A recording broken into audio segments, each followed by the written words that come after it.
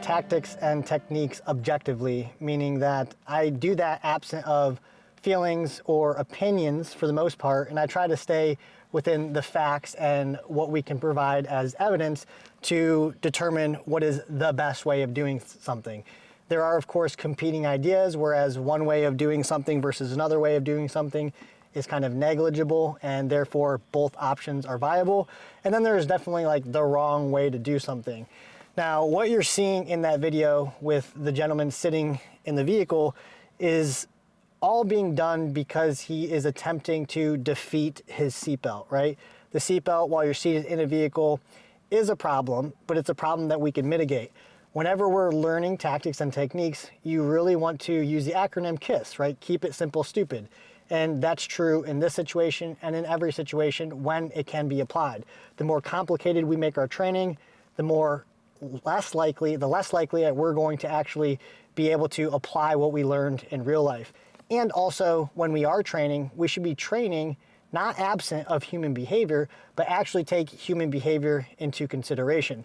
So we know that in high stress, high stimulus situations, when there is a adrenaline dump and high levels of cortisol, that we are going to dumb ourselves down into gross motor skills and probably going to lose the ability, or at least limit the ability, to focus on fine motor skills.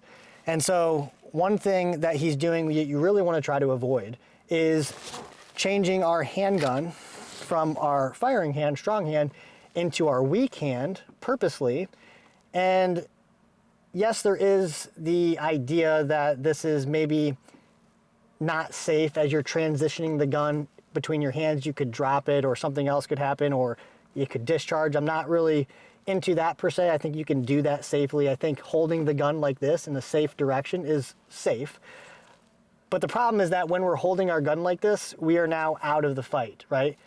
I am also considering the fact that when he's doing this, he has deemed himself safe to do that, meaning if he was engaged with somebody, that person is either down, running away, or ducked behind cover or something like that.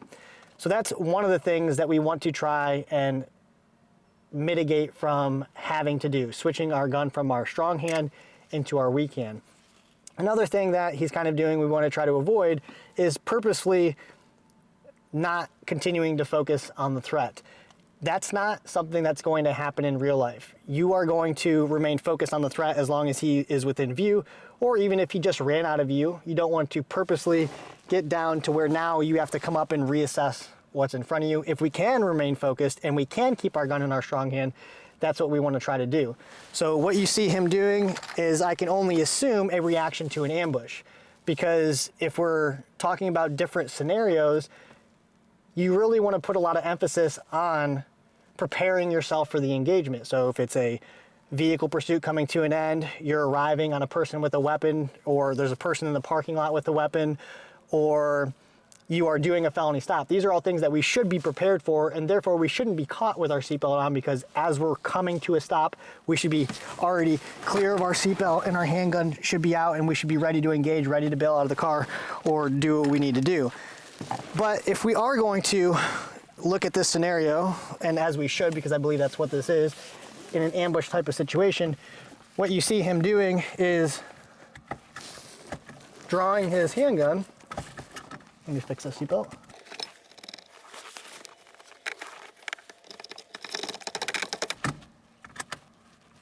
Okay, fix the seatbelt.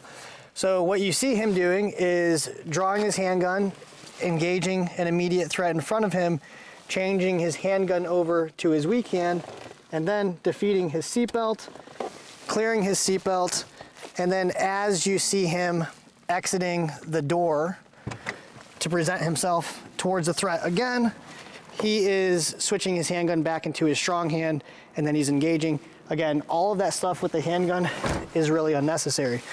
And so what I would advise, just like you have seen me do before, where I'm sitting in the vehicle and then I'm moving to address a threat immediately outside the vehicle. When I was doing that, I was going this direction. As I'm drawing my handgun, my support hand is doing something else that's necessary, needs to happen, which is opening the door. So in that situation, I'm going towards my handgun, my hand's going towards the door, I'm presenting to the threat, my door is open and I'm engaging. And likewise, in this situation, when I'm presented with that immediate threat, my support hand is going to move to defeat my seatbelt, so I'm not presented with the same issue that he is in that situation. There's different ways that you could do this. It's going to be different depending on your setup, your kit, where there's space available for you to get your hand in between. But essentially what we want to do is, as I'm drawing my handgun, I'm going to defeat my seatbelt, come over the top, and now I don't have that issue. I can now continue to focus on the threat, continue to engage if necessary, re-engage if necessary, and when it's time to move, I can defeat my seatbelt, and then I can get into that position inside the V and engage from here if necessary. I know I've heard people talk about you don't want to stay in the vehicle. However, if the priority is to put accurate rounds on a threat as quickly as possible, meaning he's still active or he is now moving to engage me, I don't want to give up the first available opportunity to engage him, and that's here as I clear my muzzle. And so what that might look like, again, at full speed, would be something like this.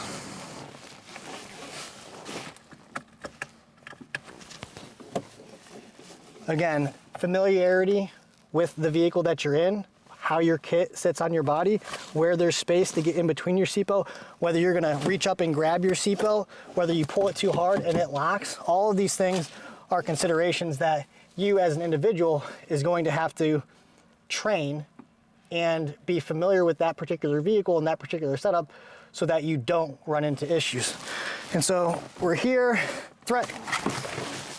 I'm here, I can address the threat if necessary, continue to stay focused on the threat, clear my seatbelt, and then posture yourself up here if I need to. Of course, if the person has run away at this point, then I can just skip this whole portion here.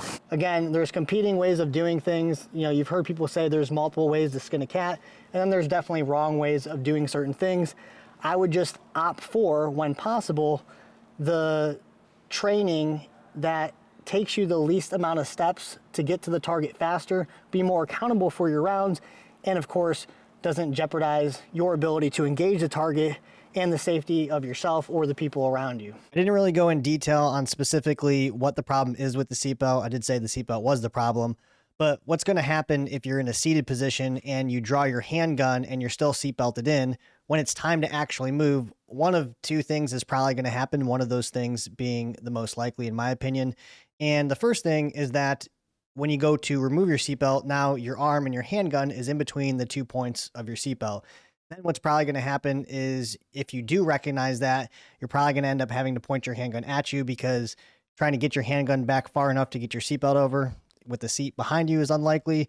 And being in a high ready position is also just going to be more effort than is necessary. But what's probably going to happen in a high stress, high stimulus situation, if you are engaging somebody and somebody is engaging you and you have not defeated your seatbelt already, is when you do go to remove your seatbelt, you're going to forget entirely that that problem exists. And so what's probably going to happen is, when you do remove your seatbelt and you go to get out of the car, your arm is going to get caught in between those 2 points of the seatbelt. And that's a problem that we want to try to mitigate. The other thing that this individual is doing, and I'm not really certain as to why, is when he does switch his handgun over to his support hand, he's pressing his muzzle up on the roof of the vehicle. I can only assume that he's doing this for some safety concerns. And the reason that you probably don't want to do that is because, depending on your setup, your gun, the tension of the spring inside your handgun, there is a chance that you will induce a malfunction on your handgun. As you see, my handgun here is sitting slightly out of battery. This handgun will go forward, but I have had handguns in the past, depending again on the weight of the spring, whether or not your handgun will actually go forward. This is an issue that you could run into if you're in a hand-to-hand combat situation and fighting over your handgun. There's been issues that we've seen on body cam where that has happened, and officers come out of that scuffle with a malfunction induced on their handgun, and they have to, tap their magazine, rack the slide in order to get back into the fight. So I would try to refrain from pressing your muzzle against anything if you absolutely don't have to. Lastly, what we see him doing is he is maneuvering around the vehicle with his handgun up towards his head. This is something that I have seen as commonplace now, it seems like, in training. And my take on it is that it doesn't actually solve a problem that exists. So we have the high ready position, the low ready position, the stool position. All of those are safe positions with your handgun. Those are trained positions, not only in training or things that we resort to in real life, but those are positions that are applicable to everything that we do, right? Am I going to run after a person who's running from me with my handgun above my head? Probably not. Do we train on the range, a starting position with our handgun next to our head and on the buzzer, 2 rounds to the chest? We don't do that. And so we're starting to get outside of what is familiar to us. And that's, again, something we want to avoid.